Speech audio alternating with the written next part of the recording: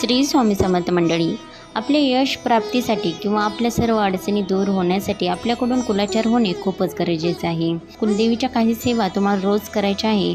त्याच्यामुळे कुलदेवीचा आशीर्वाद तुमच्यावर सदैव राहणार आहे. सर्वात पहिले तुमच्याकडे कुलदेवीचा टाक, फोटो किंवा मूर्ती असायला हवी. यातील एक कोणतीही गोष्ट तुमच्याकडे असायला हवी. दुसरी गोष्ट, तुम्हाला कुलदेवी माहीतच नाही तर एक सुपारी मांडून तुम्ही ही सेवा करू शकता. किंवा घरामध्ये कुलदेवीच्या नावाने एक कलश आवर्जून स्थापन करावा. एक माळ कुलदेवीचा मंत्र तुम्हाला रोज जपायचा आहे. ओम कुलस्वामिनी नमः हा मंत्र तुम्ही जपू शकता.